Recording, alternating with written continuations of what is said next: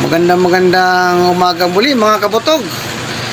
Bali kami ulit ni Jan ni Celestial.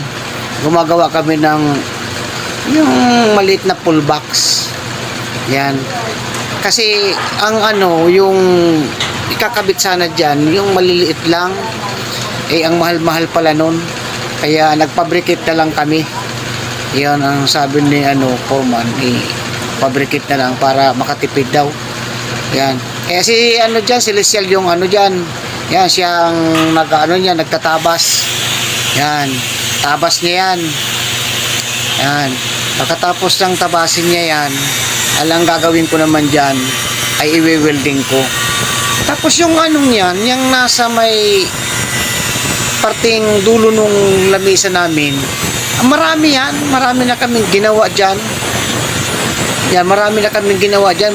Yung iba niya napinturahan, tapos hindi pa. Tapos kanina gumawa naman kami. Siguro mga nasa 10 piraso yun. Ginawa namin. Kasi marami daw yung kailangan yan. Yung full box na yan. Kaya, ayun pa rin. Kasi yung malaki niyan, natapos na namin. Pero mayroon pang gagawin. Kailangan pinauna muna sa amin yan. Kasi yan para ikabit na. Yan. Yan. Kailangan, yung hiwaan siya ng grinder para mabaluktot ka agad. Kasi kung hindi mo yan gaganunin, ang hirap niyan. Ang hirap niyan baluktotin para maging box. O yan. Siyang siyang gumagawa niyan, yan. Yan. Pinupukpok niya para lumapat. Yan, maging maayos. Para ma-45 yan, hihiwaan niya yan para ma-45. Pag na-45 na siya, yan, saka ko na siya wiweldingan. Yan. Yun. Kailangan i-spot ko muna para yung hindi na gumalaw. Yan. Kasi ang hirap din ng ground dyan kasi may pintura. Pero kung walang pintura yan, mabilis yung ground yan. Kislap agad yan. Yan.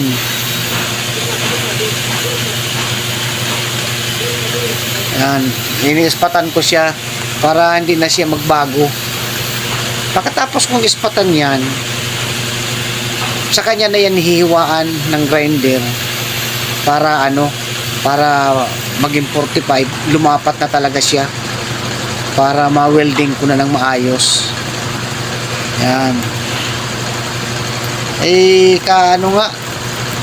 Kanina muntik ng yan muntik nang sumakit yung mata.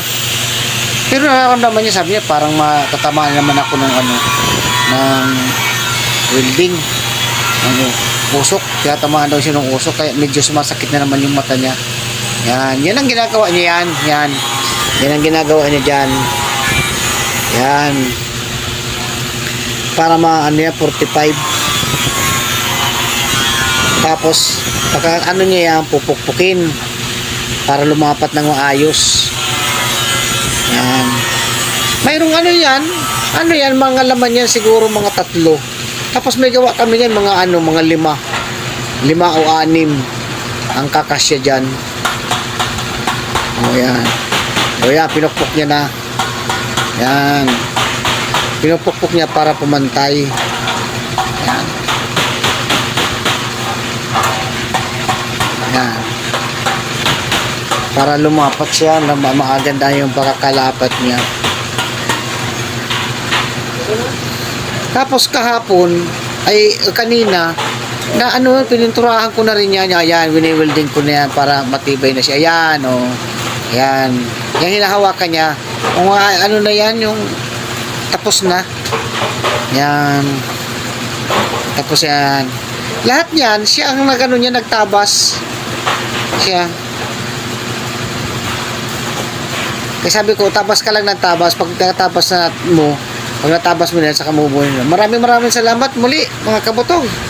At, ayan, nabuo ko na naman. Sana suportahan nyo lang lagi yung mga vlog ko.